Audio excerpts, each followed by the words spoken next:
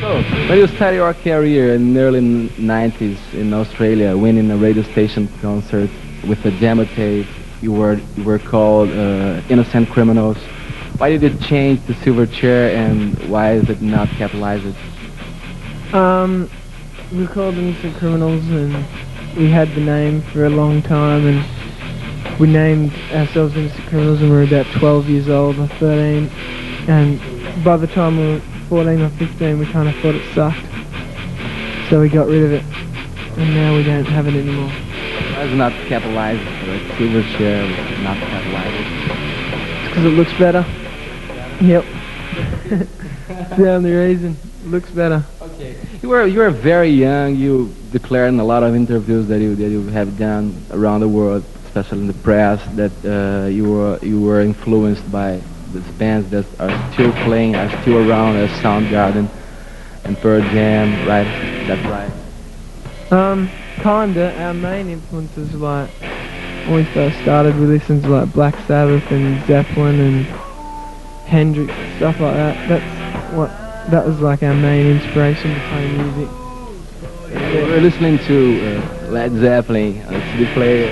Yeah, that's like our favourite kind of music. That's the kind of music we're kind of wanting to play, but with a bit I mean, you've got a lot of outstanding comparisons with this new artist, as I said, especially that comparison that Curtin Love said about you, that you just sing like Pearl Jam's Eddie Vedder. Do you agree with that, and do you consider that as a compliment?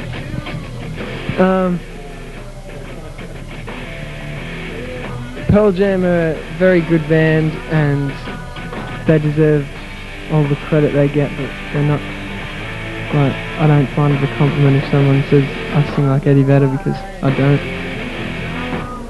Yeah. Well, let's talk about your first record, Frog Stomp. You recorded this album in 9 days. It was mainly live in the studio. Why was that live without overdub or without not produced? Well, yeah, okay. Well, we didn't really want to go in there for ages and time because it's cost us some money and all that sort of stuff, but we sort of, we really didn't have much of an idea of what we were doing, so we went in there with Kevin Shirley, and he sort of gave us a lot of ideas, and he sort of helped us out a lot, and basically we just wanted to get in there and get it over and done with and keep it as live as possible. What about this new album, Freak Show? Was the same way to record? No, on this album, the first album we recorded in such a quick time just so we could produce the same thing live, and people just didn't think we were a studio band. And on this album, like, because we'd toured around on the first album, people knew that we could play live, and they knew that we weren't just miming and crap like that, so we thought we could take a bit more time on this album and experiment with different instruments and stuff. We got strings on a few tracks. New album Freak Show is going to be released in February. Are there any production differences between the first one, Frog Stomp, and this new one, Freak Show?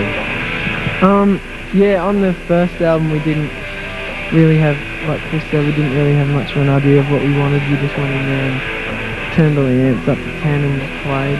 On this one we had like a really clear idea of what we wanted, so we went in there and like got all the sounds that we wanted, and we virtually had all the tracks ready to go, ready to record, so it sounds a lot better, sounds a lot bigger. I feel a lot of comfortable now with this.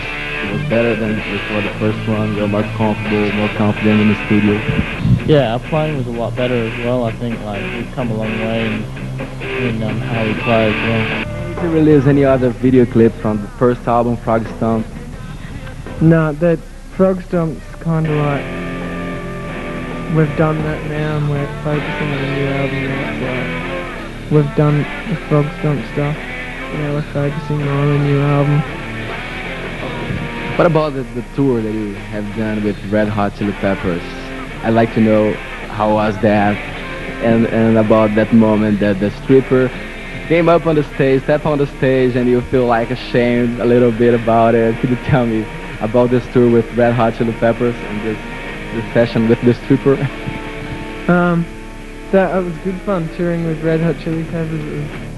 They were really good guys, and we got on well with them and everything. So it was a good experience, and the strippers were they just sent strippers on stage. We weren't ashamed. It was just funny. We were just laughing. Have you jammed with her? Have what? Have you jammed with her? Yeah, we jammed with her for. I think we ended up doing the rest of the set with her. We played about two more hours just with her playing lead guitar.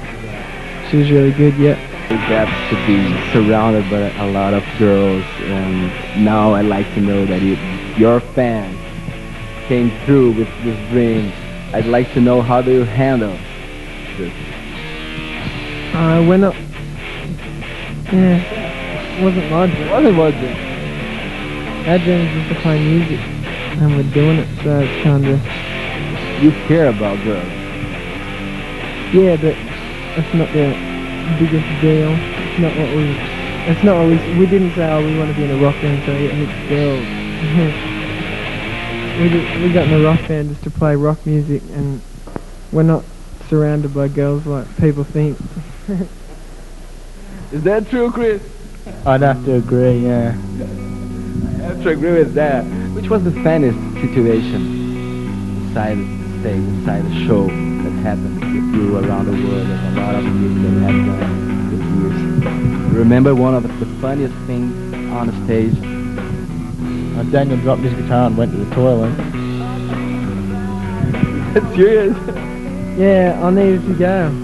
So I said I got to go to the toilet, put my guitar down, and Chris and Dan just had a little jam on stage while I went to the toilet. Need to go, you had to do it.